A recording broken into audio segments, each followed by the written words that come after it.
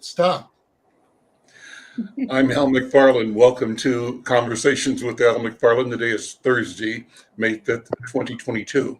And on Thursdays, I get together with a group of friends. I call them companions. And we have, I think, exciting, energized, unscripted conversations about whatever's on our minds. What was on my mind and what I threw out for us to begin to talk about is the news about the potential decision of the U.S. Supreme Court, which will set in motion the overturn of Roe v. Wade. I want to start with that and talk about what it means, how it feels, and what it sets in motion for other things that we cherish in terms of policy and laws that we believe have enabled and supported our citizenship, our rights, our recognition under the law of our land. But let me start by asking Dr. Irma McClaurin. Dr. Irma, good to see you, my friend. How are you? Thank you. I'm good, thank you. Set up this conversation, and even on the way, remind us again that you've just come back from Africa, from a couple of weeks in Zimbabwe and South Africa. Sort of give us the elevator picture of that, and let that lead into us having a talk about the Supreme Court. Well, I mean, African countries are facing a lot of economic issues. The disparities between the haves and the have-nots seem to be growing as opposed to lessening. They're being impacted by climate change. There was a huge flooding in Durban while I was there, and over 400 people died because the housing that they live in is not, very solid.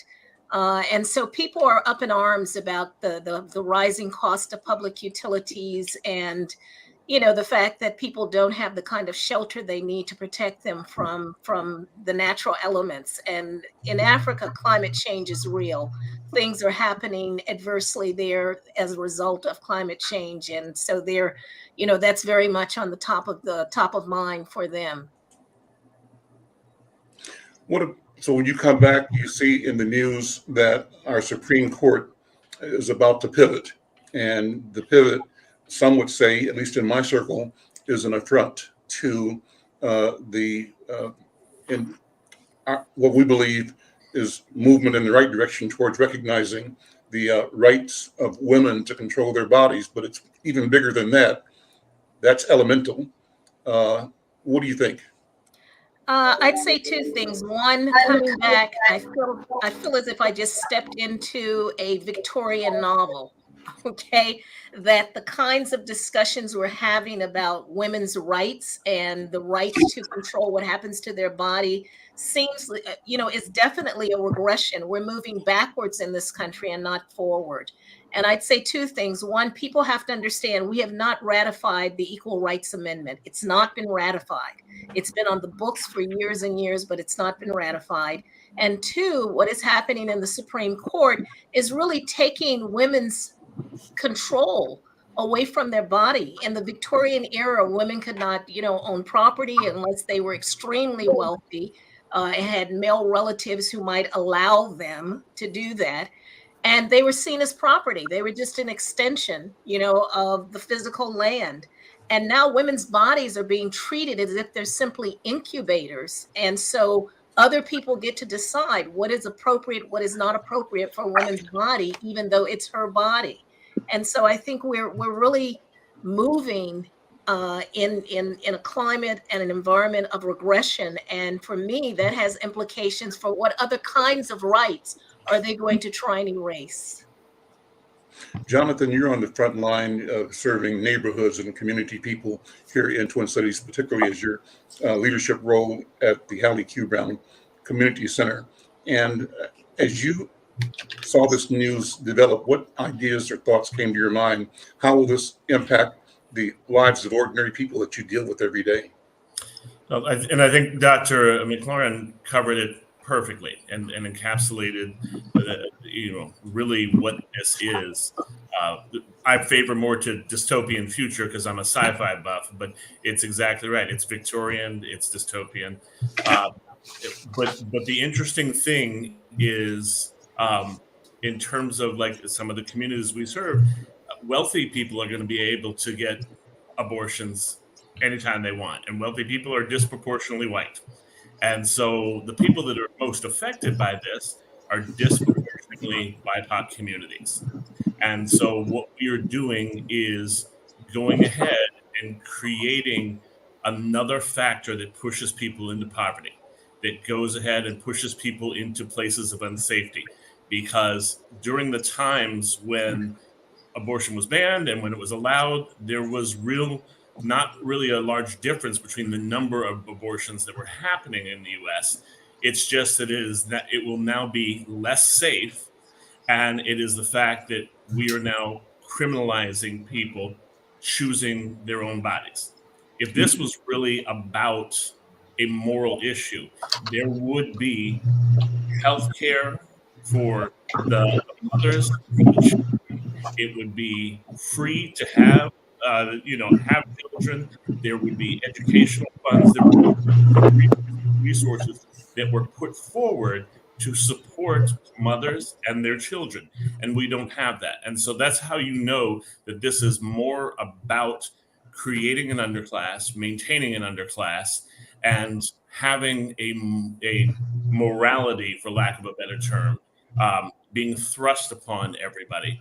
And the impact that it's going to have is going to be very far reaching across all of the country. Thank you, Jonathan. Burnele, as a teacher of the law, give us an idea of how we should be looking at the situation. What are the mechanics of this information coming forward? Number one, I'm hearing and reading that some members are saying there's a betrayal afoot in deciding whether this is a leak or what to call it. What does it really mean that we have this information released to the public? And two, beyond that, what are the points of law that we should be aware of? Well, what we are dealing with here is a leaked draft, and so we are not dealing with a final opinion. Roe v. Wade still stands, and there's all kinds of speculation going on as to why there was a leak. I think the two big arguments would be that the right blames it on probably some disgruntled clerk on the left. The left suggests, well, maybe what's happening here is that there was a draft opinion and some of the initial signers of that draft opinion wavered. And so in order to cement their positions, someone on the right leaked it to lock them in. Well, what I would say is we can speculate, as the saying goes, until the cows come home. Nobody knows at this point what the purpose of the leak was or who did it. More than that, however, I think that it is the least interesting of all the questions that have been raised here. The primary question, of course, is whether women are free and equal human beings in the United States of America. For me, that's the only issue. And going forward politically, I think that is the only issue. The court's opinion in this situation is going to come down to a question of whether the state is dominant, and we've already had allusions to a Victorian society, perhaps equally close, since we have a science fiction buff. Here is The Handmaid's Tale and Margaret Atwood's description of a society that is dominated by men who are proclaiming what the moral standard is for the society. And I think that it is in looking at this case as an assertion of moral values that we see what is really going on. And it's also the reason why I think it's that who leaked and why they leaked is the least interesting of questions. The reason I say that is that, first of all, morality is a function of religious sects when you get right down to it. We have a court which has a high predominance of Catholics on it. I'm not saying that all Catholics think alike, or that only non-Catholics should be on the court. Catholics are diverse too, but the idea of having a court of 9 individuals and 6 of them sharing the same moral perspectives, I think is too risky for a modern day society, particularly one of 300 million people. I would also point out that the question of whether the leak undermines the integrity of the court is a discussion about shall we say, a train that has already left the station. That question of the morality, of the integrity of the court and whether it is an independent, non-political body should have been addressed when we were presented with the situation that the Republican Party declared that it was only going to put members on the court who were opposed to Roe v. Wade.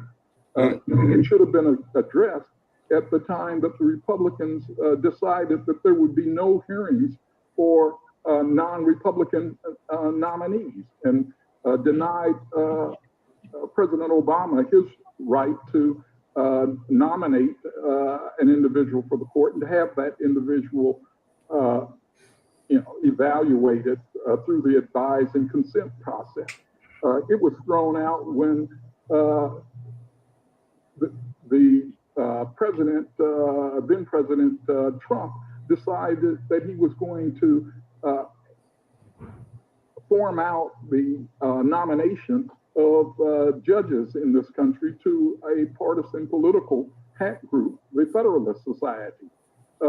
It was the integrity of the court was already undermined when Amy Coney Barrett was fast-tracked in record time to become a judge simply because the Senate was in the control of the Republicans and they had the power to do so. And it was undermined at a time that the Supreme Court allowed itself to become an ethics-free zone in allowing Judge Thomas to sit on a case in which that involved the insurrection on January 6th, and he sat on that case at the same time that his wife was engaged in promoting the big lie, which was the whole purpose of the January 6th assault on the Capitol. So at a time when all of these things are going on with the court is losing its standing in the face of the public. It's too late for the Republicans to begin decrying the fact that somehow or other the court is going to be undermined. The Senate and the court itself have undermined themselves and left us in a situation in which a court which is rapidly losing standing is now about to make a decision that is going to essentially declare that women are not the equal of men in our society. Huge. Yusef, jump in, please. Your thoughts, your analysis, and Yusef, what does it mean in terms of other rights that now I think are subject to maybe targets of what I would say is an initiative to quote unquote make America great again, meaning undo things that we believe are of value to our community and therefore to all humanity. Yusef, what do you think?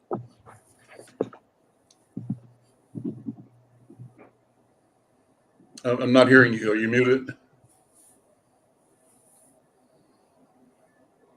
Story of my life. I've been There we muted go. all my life. I never learned how to be brief, so I'll talk fast. There are essentially three peripheral issues, and I want to pick up where Burnele left off, because the Senate and the court have undermined themselves.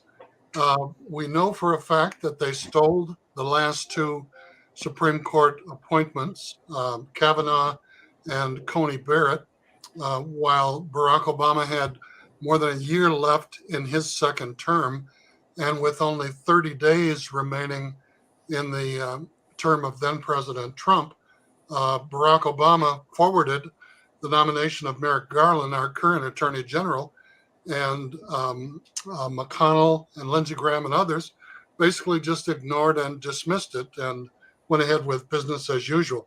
That has resulted in the 6-3 majority that we have on the court today. And to a lot of young people, if anything happened 2 weeks ago, it's considered back in the day, but it does have contemporary impact.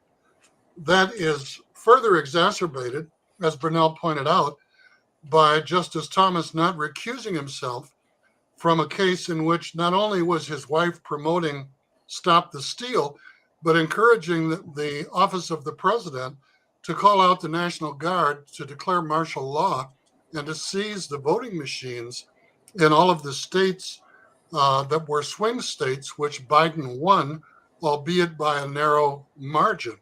The second issue is that since the election, more than 400 pieces of legislation intended strictly, even Ray Charles could see, as voter suppression have been introduced in 48 states to restrict access to the polls for women, people of color, low-income whites, people with disabilities, marginalized communities, etc. And this is taking place nationally, and it's not coincidental. And this is all intended, as the recent national polls have shown, there is a likelihood of the possibility that the Republicans could again seize control of both the Senate and the House of Representatives, in which case all of the other rights that we have would become suspect. And I think that this calls into significance and primary accountability the necessity for people, and the majority of the people in the United States do not support the direction that the Supreme Court is going in on this case, which again underscores what Burnele said about a 6-3 majority not being representative of a country with more than 300 million people. And the Electoral College is another example of that same situation. So we've got the theft of the 2 seats on the Supreme Court. We've got the voter suppression occurring across the country. We've got the expansion of ALEC, the American Legislative Exchange Council, which provides draft right-wing conservative legislation to every Republican legislator, state legislator in the country, who is now ramping up a new satellite facility to provide the same language at the county and the city level for conservative elected and appointed officials. Burnele talked about the Federalist Society providing all of the judges who meet the strictest of conservative right-wing criteria for consideration by the Republican Senate for federal, appellate, and Supreme Court judgeships. And you have a perfect storm of the right. And it's a storm that has been in the making for the past 30 years. This didn't just pop up overnight like Topsy for Mississippi. So all of these forces are converging. And unless and until we marshal our own resources to counter them within Black, BIPOC, progressive, and communities interested in doing the right thing, we could face significant danger for an entire generation of the lives of people in our community and like-thinking fellow travelers. Brenda, would you jump in here, Brenda, and your impressions, your thoughts on the topic? I think Yusef sort of hit on it, because I wanted to know 65% of the American public says they want things to stay where they are. What power does the majority voices have? Or do we just sit and let them run over us? What do we do? How do we acknowledge this? Because it's ugly. Ted Cruz called the leak, he called them a weasel or something like that. And I'm saying, where does he get this gall? Who gives him this power?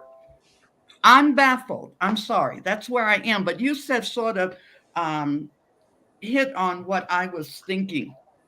Great minds work alike, Brenda. Oh, okay. I'll take it. I'm Let's just go getting back, old. let's bring it back around to Irma. Irma, thoughts? Well, I mean, I think what we're seeing is where we need to be concentrating our voting power is at the Senate. It's great to have people in the House, but the Senate is really the gatekeepers. They're going to decide what ultimately gets, happens or not. And we have to make better headway in that way. Brenda asked an interesting question. What gives people the audacity to be able to believe that they can impose on the entire American people their religious beliefs, not their political beliefs, but this is really about religious beliefs, right? And that they get to decide what can be taught, what cannot be taught, what laws get passed. And I just think that people have to really understand that voting is absolutely critical. I am of the opinion we need to have term limits for senators. Nobody needs to be in a political position for 50 years, sort of basically dying in the seat. That's just too much power, and Frederick Douglass said it best: power corrupts, and absolute power corrupts absolutely, and that's where we are now, is that these people, there is a sense, and I don't say white people, but whiteness. Whiteness is moving in to protect itself ideologically, politically, socially. It is moving on all fronts to gather the very thing that we thought had been dismantled in terms of white supremacy thinking, not just bodies, but just the ideology of it and the structures of it. We've dismantled things around it. And now there are people who are working aggressively to restore those old guard posts and to put them back in place and to move us backwards. And this is really problematic. And that was really my question, Irma, is how do we feel what the probabilities are that they will be successful in turning They're already back? successful. We have state That's it. legislatures Yeah. that are passing laws that say what teachers can and can't teach. Who the hell are they to decide what is good content? Most of them don't have the knowledge about what it is they're even protesting, but they've already put the legislation in place because they have the political power. So I don't think it's a question of will they be able to do it? The question is, how far will we allow them to do this before we're going to have to take to the streets again, before we take to the streets and say, this is enough. This is not going to happen. I've been calling for a quiet revolution, but I think we need to get loud. We have to. And especially someone like Ted Cruz, last name, and he is the one that has all of this power and talking about the borders. Probably one of his cousins came across the border. Well, it doesn't, but the thing is, he walks with whiteness, and that's what he embraced, and that's what we're talking about. Is the ideology of whiteness and its decision that it wants to dictate to us what kind of history, what kind of content should be in schools, what women should do with their bodies. And then, they still haven't ratified the ERA. We've not ratified the Civil Rights Acts, and so this country is like in stasis, but it's moving backwards as opposed to pushing forward. At least that's my opinion. And Jonathan, let me throw to you. George Floyd. The walking with whiteness, yes, and welding whiteness as a weapon, and the context of it, looking at the fact that all the conservatives think that the violation of the integrity of the court is the leak of the draft versus the fact that 3 of the justices lied in their confirmation hearings. That Gorsuch, Amy Coney Barrett, and Kavanaugh all said that they would allow precedent to be the piece that goes ahead. This same ideology is covering, as Dr. McClaurin said, about what can be taught in schools. All these laws going ahead and talking about they're banning critical race theory in schools. That's wonderful. It's not being taught in schools. It can't be taught in elementary schools. It's a graduate level framework. So unless you're in law school or grad school, you are not being taught critical race theory.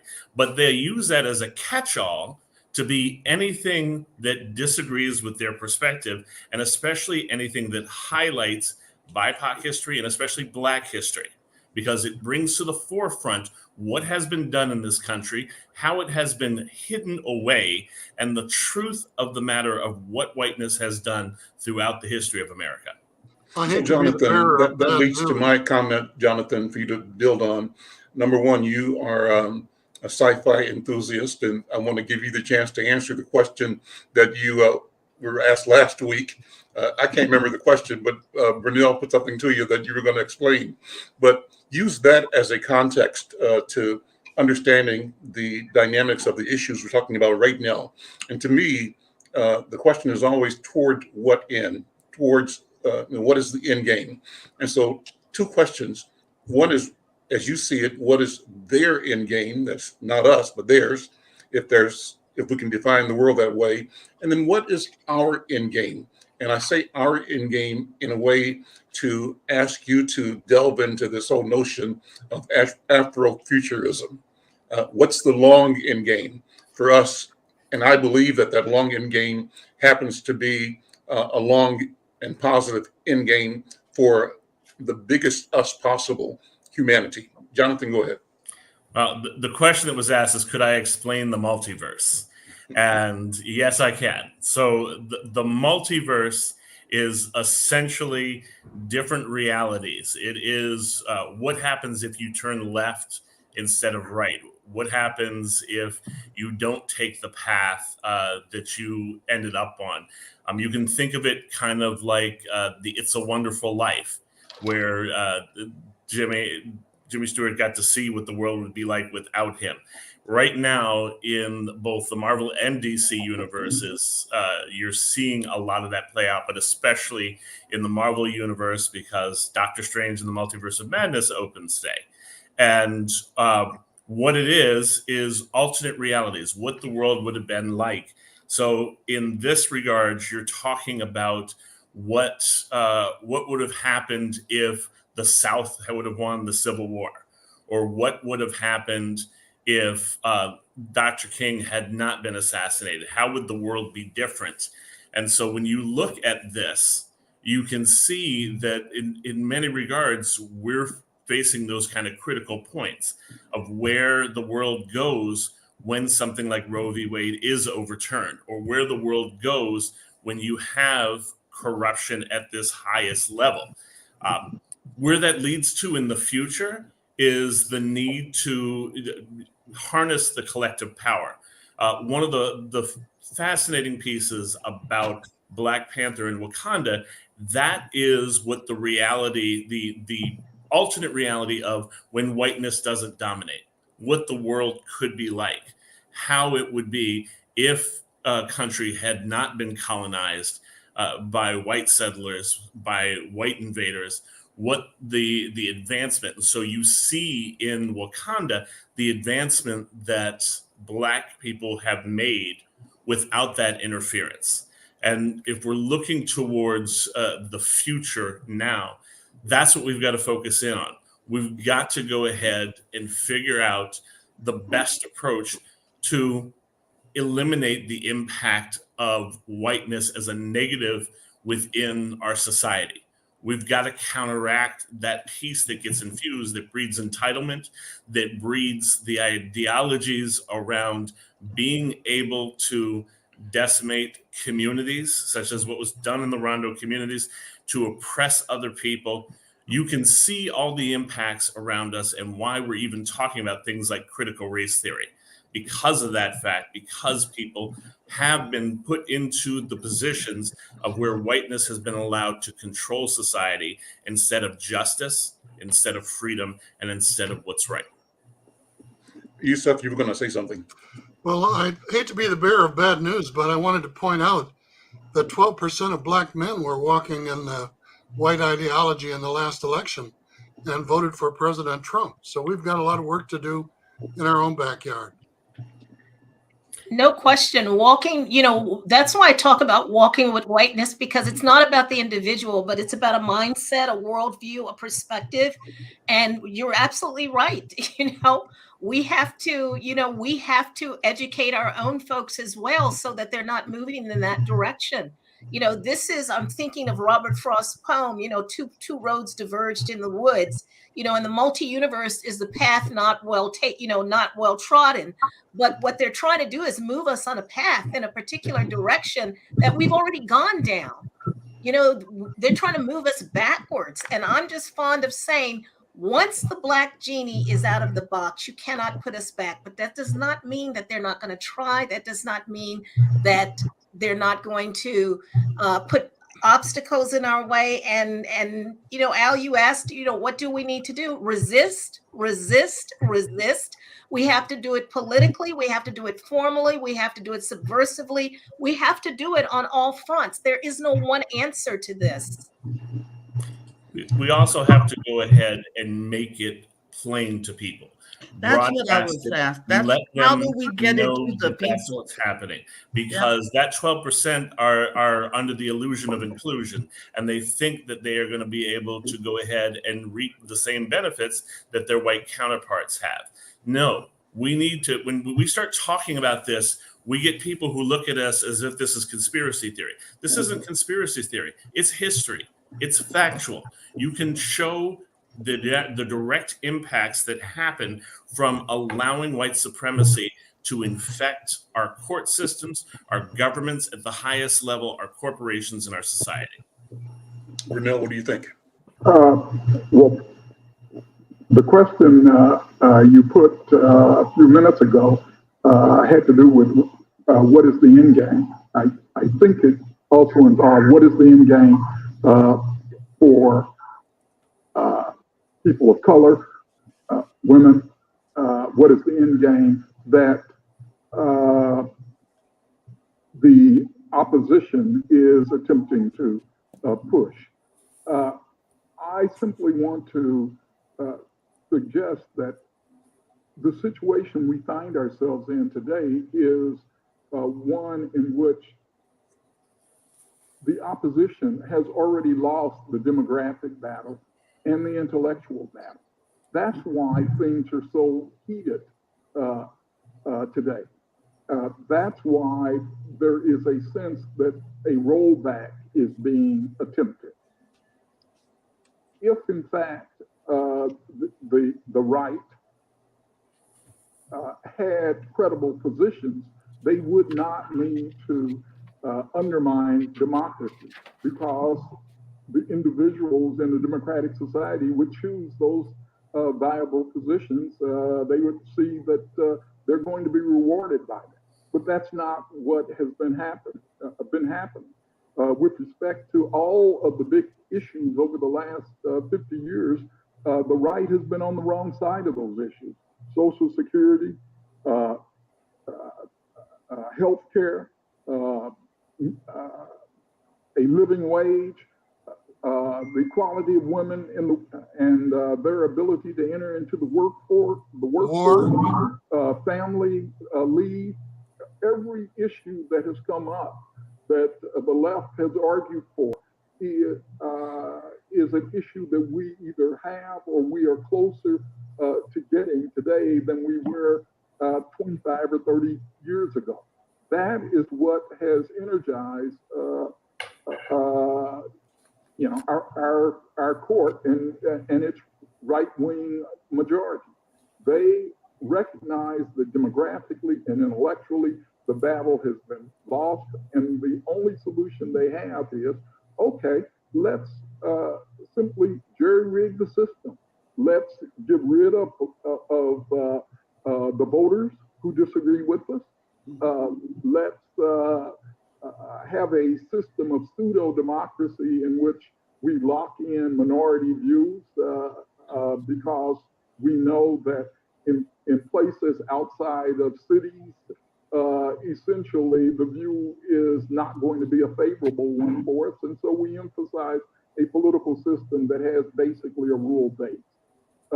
That's what we're dealing with. And it seems to me that the end result of that kind of battle is either that those who are in the minority win because they ultimately use military force in order to do so, or they lose because they can't win the political battle. That reminds me, Burnele, you brought it up last time or in a recent issue, the inequity of our system of the Senate that gives equal power to North and South Dakota and Utah and their sparse populations to cities or states like New York and California with massive populations. There's something that was both ingenious and unfair in creating that kind of system. Speak to that, if you would. And what do we do, Burnele, to, number one, I think it's important that we talk about that history of the shift in demographics and the battle, I think you said demographic shift and the intellectual loss, right? So how do we elevate that in our community to a way that it brings more confidence and more courage? Because still there is apparently or a sense of lacking in energy by the Democratic Party, by the liberal left in pursuit or challenging the proposed rollbacks from the right. What do you think? Well, first, I think that it is doubtful whether we would have a country if the political compromises that gave the minority, the chance to dominate hadn't been baked into our constitutional system. You mentioned the power that the right has based on the allocation of political power to states, but it's worse than that. I was shocked the other day when I saw a report that in Texas, Texas is 41% Hispanic. Mm-hmm. I mean, I knew that there was a large Hispanic population in Texas, but I didn't think that it had reached 41%. And yet, when you look at the politics of Texas, it is dominated basically by white males. So using Texas as a microcosm, we can generalize about the entire country. We do not have a political system that allocates power on the basis of individuals and what those individuals stand for. We have a system that gives some power to the individuals, and then it gives a lot of power to individuals based on their geographic location. That means then that if you have wealth in this country, you can buy political power, and that's essentially what we're up against. So the short answer is that because we have large numbers, we have got to impress on every individual who has a progressive view of this country that you've got to give some money. You've got to give hey, give $10 if that's all you can give. But every single woman in this country now and every other individual of color must tax themselves in order to help build a political response to entrenched money. And the money is large, and the Supreme Court is working very hard to make sure that dark money, meaning money that you cannot trace, is involved in our politics and is protected. and that every source of organized money in the country is available to the right wing.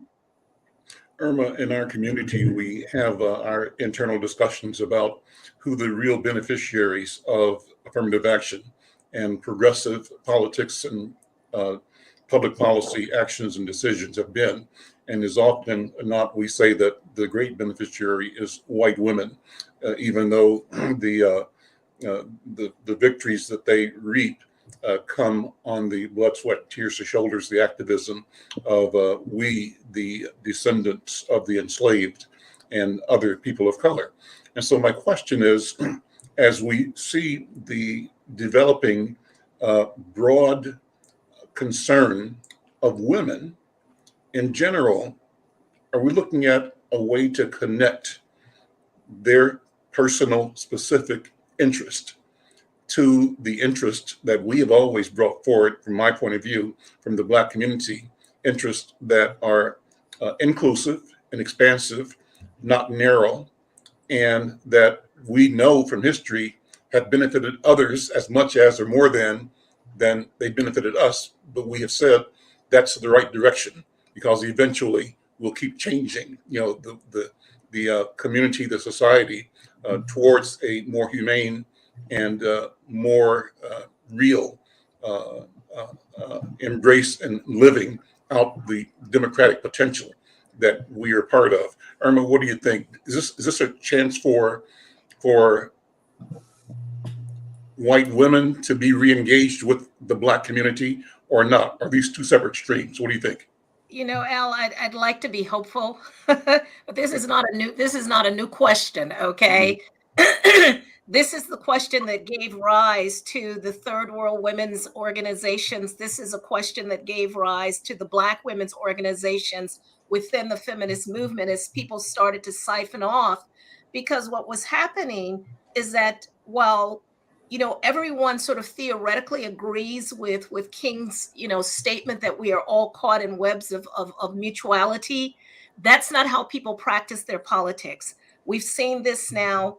Immigrant movements are not necessarily talking about race, even though now I just got a note from a friend that Afro-Latinos are like a certain percentage. It's a huge it's a good sized population now. 2 million or something in the United States who identify as Afro-Latino. But when you talk about, Latino politics and immigration, race never enters the conversation.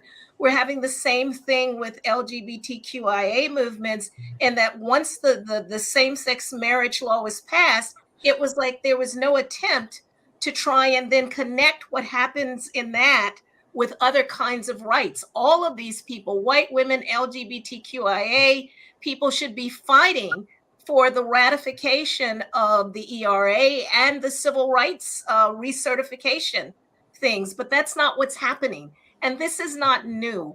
I don't know how, first of all, it takes a lot of energy out of us, as activists, to spend our time trying to encourage people to do the right thing, to say you should recognize that these systems are interlocking. And while you may have that success over here, there are other things that are happening that will have implications for what is going on in your life. And if we don't work together, we're not going to be successful. But I actually am at a loss of how to do that and to get people, because I say at this moment, this erasure around knowledge and education is really not a Black issue. Black people have always understood that the dominant culture was never going to authentically tell our story. So we always had discussions. We had Black newspapers, that gave us alternative views so that we understood that there was a different way of seeing things. The Black Panthers and other people created the Saturday schools. We may have to get back to that. Before there was Black studies, it's only 50 years old in the university. We're talking about hundreds of years that these institutions, white institutions, have existed. We have got to support the HBCUs, because while they have the potential, right, they're struggling financially, and they also have a leadership problem. In that sense, we need new innovative leadership so that they can actually be that alternative space I see the work that I'm doing as an archivist, building a Black feminist archive, because preserving the work, the documentation, the efforts of people is going to be important, because if you can't get that information in school, then maybe you can go to a primary source and archives and read about it so that it's not lost, it doesn't disappear. But how to bring people into coalition, we've been fighting this battle for like decades now, and I'm at a loss of how to persuade. This is really right now, this is also a white person's issue. They have to take a stance. They have to position themselves and understand, do they want to grow a generation or multiple generations of racially stupid white kids? That's really the question. Because Black parents have always had to educate their children about race in order for them to survive. So some of this is not about us and what we need to do. It's about what people who identify themselves as white or walk with whiteness want to do at this moment of erasure and trying to move things back.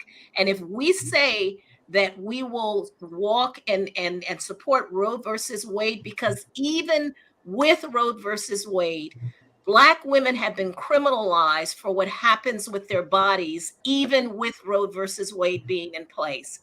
Black women have been, put into jail for, smoking marijuana, whereas white women get sent to treatment centers. So there's still, we have to understand, even as we're advocating, if we lose this battle, it is going to disproportionately negatively affect Black women more so than white women. So we don't have any choice but to be involved. And white women have to begin to see that they owe us, for feminists to get out and be independent and be in protest. They were hiring Black and brown women to take care of their children. And so we've been there as the foundation to allow this country to grow and develop. And it's always been about control over our bodies. I mean, under slavery, Black women were raped. They were forced in this country to reproduce children just to be a commodity. So we know what it means to not have control over our bodies historically. And we have to make sure that just doesn't happen again. And from there, we have to keep pushing forward on the other measures, because if one gets through, they're going to come for the others. They're going to come for the others. Burnele? The problem is that we teach things like slavery as the history of Black people instead of the history of white people. That we forget that when we have cases where children are abducted and then they're returned to the families, they spend time to go ahead and help them readjust. We were abducted in 1619. And there hasn't been that effort to help adjust, to help make up, to heal around that. We're just now scratching the surface of generational trauma. We're just now scratching the surface of looking at this from the perspective of racism is not a Black issue, it's a white issue. And it is a problem of white people. And that's where the story and the piece needs to start in terms of addressing that. Burnele, go ahead. Before you do, what if white people say, we don't have a problem? Go ahead, Burnele. What's wonderful about this kind of discussion is that there are so many interesting ideas put out that it's going to take me several hours after this is concluded for me to actually try to weigh some of it. I don't believe at this point that racism is a white person's issue. Racism is all of our issues because Black people have been infected with it too, regrettably. And I'm also not sure that white women owe us in any practical sense. I think they owe it to themselves, and they owe it to themselves as human beings. But the optimistic point that I would like to inject here is, to my knowledge, no people anywhere in the world at any stage have voted to subjugate themselves, to allow themselves to be dominated by others. And so with that as the concern, it seems to me that that right now, the question is before women, of white women in particular, but all women, on this issue of whether Roe v. Wade stands, whether the principle of one's having control of their own body, bodily autonomy, whether that is going to exist. Every woman ought to see that as an existential issue. And I'm betting with women that they're going to say, no, we are not going to yield control of our bodies to anybody. As Frederick Douglass said, I would not own a slave because I would not be a slave. And I think that that attitude also applies here. I would not allow somebody to control my body because I would not control anybody else's body. Yusef? Well, make sure I'm not muted. Three things come to mind, Al. Dr. Irma, thank you for reminding me in the conversation about white women of what Sojourner Truth said when she proclaimed, "Ain't I a woman too?" Because factually, white women were the primary beneficiaries of the civil rights movement. And Harold Cruz, in a speech in the Twin Cities 50 years ago, pointed out very poignantly that the civil rights movement was the engine that pulled every other social justice movement out of the station of discrimination. And every one of those movements, LGBTQ&A, the what do you call the old Panthers, old people, the Gray Panthers, the American Indian movement, the list just goes on and on and on. Each one of those groups stood on the shoulders of Black people, who died to make those rights possible. The Immigration Naturalization Reform Act of 1965 did not occur until after it enjoyed the tailwind created by the Voting Rights Act and the, what was the other Civil Rights Act, 64 and 65? Public accommodation and housing. Voting and Civil Rights Acts. Yeah, then that made the Immigration Naturalization Reform Act possible. And because before that, 80% of the slots for people immigrating to this country were restricted to white Northern Europeans, okay? The Africans, the Asians, the Mediterraneans, the Eastern Europeans didn't get to come to the United States. They were from England, they were from Ireland, they were from Germany, they were from France. That was 80% of the quota every year. Now, even Stacey Abrams has paused her gubernatorial campaign to work on the reproductive rights issue in Georgia. And it was because of her efforts that a white Jewish man was elected to the United States Senate, who was formerly an aide for John Lewis, and a Black man was also elected, which resulted in the 50-50 tie that we have in the United States Senate today. Things could be worse. Sometimes victory means fewer defeats, and we need to embrace that, because in a coalition, you don't know your priorities and your issue, if you're a single issue person, are not always at the forefront. The challenge has been that when the people who benefited from our efforts got over, they got amnesia, okay? And we haven't seen them since, whether it was the Equal Rights Amendment, whether it was open housing, whether it was fair employment, affirmative action. There were Jewish people standing on street corners in Harlem in the 1950s with clipboards encouraging Black people to sign petitions for proportional representation for Jewish people in the industries and in corporations, okay? Long before affirmative action ever became a buzzword. And we supported that. Where have the Black Jewish alliances gone that existed in the 50s and the 60s? We do need to be about building coalitions. And I've caught hell in my life because I was the president of the Urban Coalition. And I've worked in coalitions to try and create collective good, across communities of color, low-income white communities, and progressive communities. And I would remind us that 54 to 56% of white women voted for who in the previous election? For Donald Trump. I mean, I was flabbergasted. There was not a person breathing on this planet who had not been insulted by that man. And yet they came out in majority droves to vote for him and support him. 74 million people in the last election voted for that man. Okay.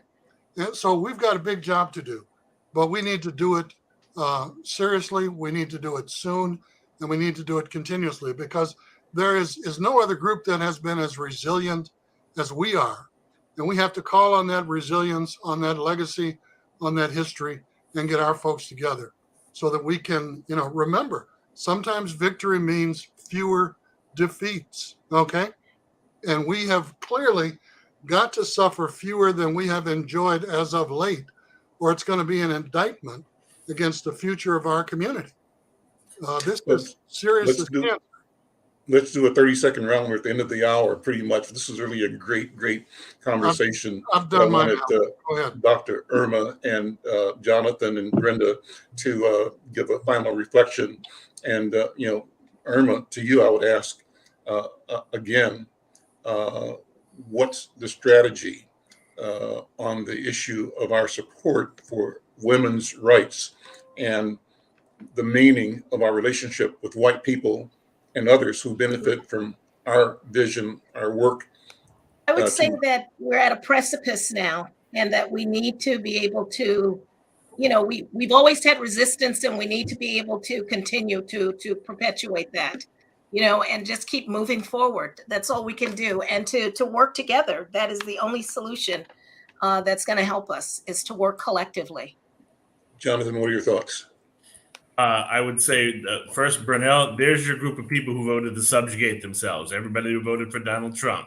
Not the majority, though. In all serious, you're right. You're right about that. What we've got here is the opportunity, and that's what the multiverse leads to is opportunity. That things can be different if we harness the right situations, we harness the right powers.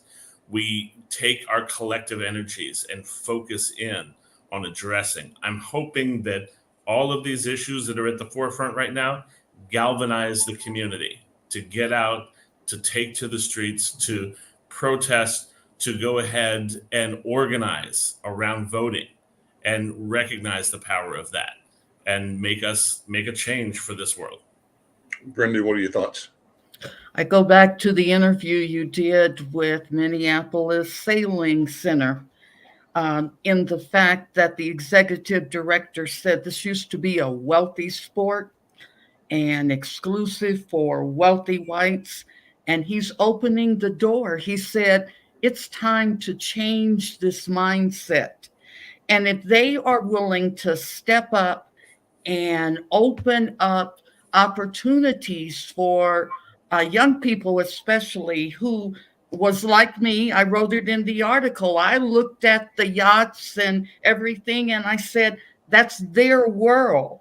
Well, there are people out here now that are saying it can be part of your world too, but we have to step up. And thank you, Dr. Irma, because I think we all need to have a glass of wine and say, how do we do this?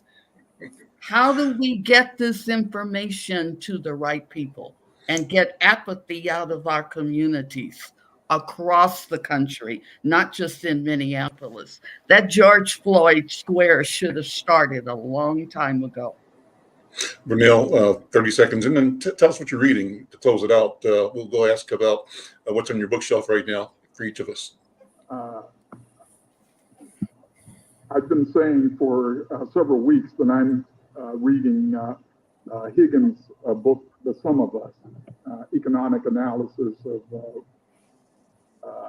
the willingness of the country to choose racism over improved society, improved standard of living. The point that I would leave us on is everybody can give something. If you can't give a dollar, then you really aren't committed at all. And if you find yourself unable to give $1, then give some time. Everybody can give something. This is a fight that requires all of us. Yusef, what do you think? Well, number one, we haven't got anything better to do, Al. Let's get busy. Number two, I've been reading surveys with Jonathan of 12 different categories of people who utilize the services of the Hallie Q. Brown Martin Luther King Center, because we're putting together a strategic plan for continuous improvement. And there are 10 times as many surveys from the constituents or the people who utilize the services of the center as the board, the politicians, the funders, the community leaders, partners, critics, and the other 11 categories of people that we're surveying to provide us with input so that Hallie Q. Brown can intersect the future and provide continuous leadership for the needs of people in this community. So I've been reading that day and night, believe me. Irma, you got an event Saturday coming up? Yes. So Sister Day, Sister Fest. This is being cultivated. It's a celebration of mothers and daughters.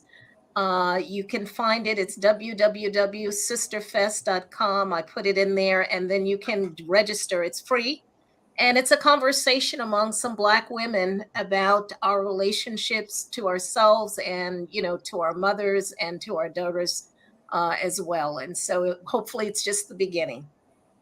Last words, Jonathan and Brenda. I'm good. I just think that every white teacher needs to read this book. It is so good. Burnele, I don't know if you saw the title, because it was for white folks who teach in the hood. And the rest of you all too. And I tell you, it is a hoot. I was just like at 3:00 this morning, I was saying, rah, rah. Jonathan? Any book like that or that deals with racing implications, I think, is an essential read. Right now, I'm reading one by one of my Morehouse brothers, who's of our class, Spellhouse class, the Morehouse class of '91, which Raphael Warnock is also our classmate. But it's called Black Matter Lives: Manifesting Change Using the Laws of Physics, Our Minds, and the Power of the Spoken Word. Wow. It's my brother Ron Spears he does a lot of spoken word, and so it's an exploration of utilizing your mind, exploring kind of the universe, and it's I'm really enjoying it.